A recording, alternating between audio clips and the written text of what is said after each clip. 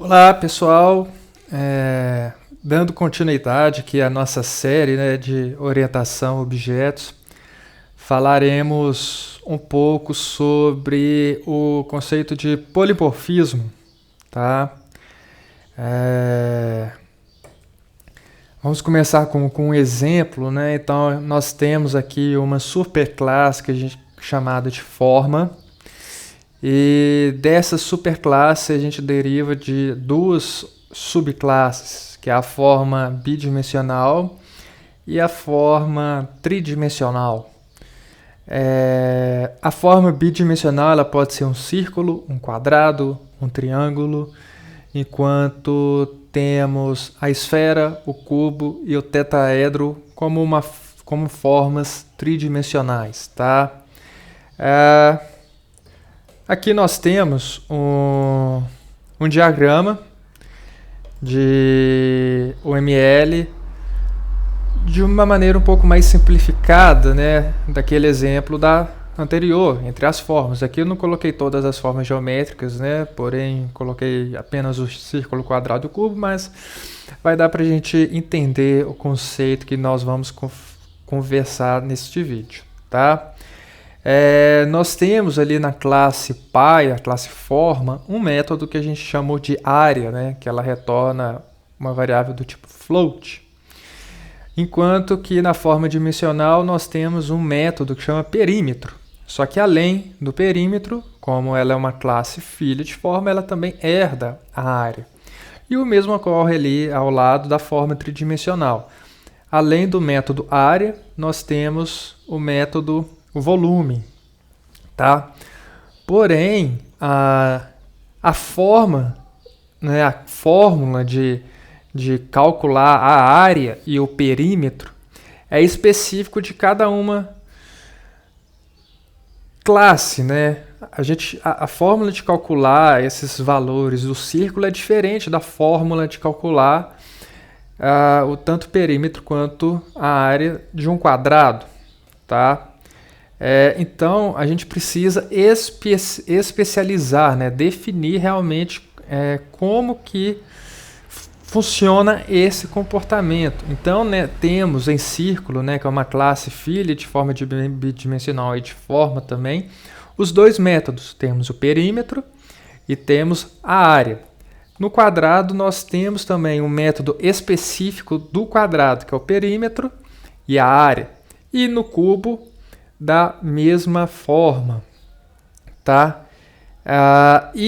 Esse método, né, essa especialização, né, de perímetro e área nessas classes filhas é o que a gente chama de sobrescrita, tá? Então, o que é esse conceito de sobrescrita? É a gente redefinir o método que já foi definido em uma classe Pi. Tá? Então, no círculo, a gente tem a sobrescrita do método perímetro, que já foi definido em forma de bidimensional, e temos a sobrescrita do método área, que foi definido lá na nossa classe área. Então, nós temos, né, sendo um pouco Desculpa, vamos voltar aqui, que eu passei antecipadamente. Então, a sobrescrita nada mais é do que a gente ter um método com a mesma assinatura numa classe filha que já tinha sido definida em uma classe Pi.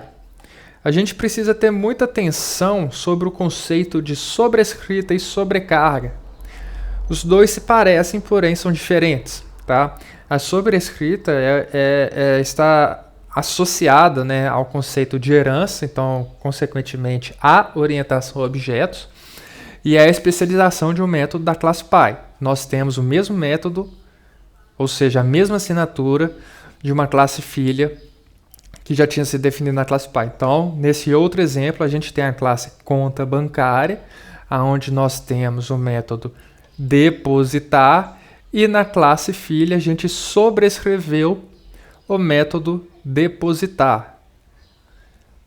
A sobrecarga ela é um pouco diferente, tá? A sobrecarga não está associada ao conceito de orientação a objetos. Ela é o método que tem o mesmo nome, porém a assinatura dele é um pouco diferente, tá? Neste exemplo, nós temos o método resgatar na classe conta poupança, que não recebe nenhum parâmetro. E também temos o método resgatar, que tem assinatura um pouco diferente porque ele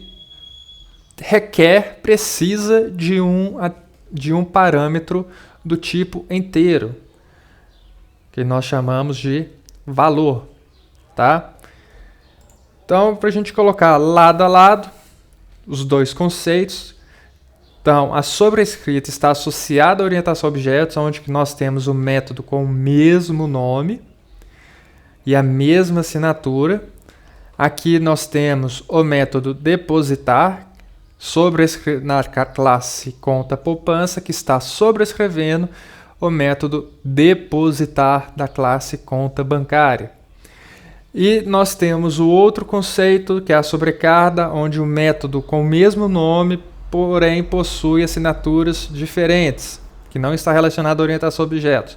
Então, novamente, nós temos o método resgatar na classe conta poupança, que não precisa passar nenhum parâmetro ao ser chamado, e nós temos o método resgatar que a gente precisa passar um parâmetro para ele, tá? Então ficamos por aqui, gente, neste vídeo, e espero que tenham gostado, e até a próxima. Valeu!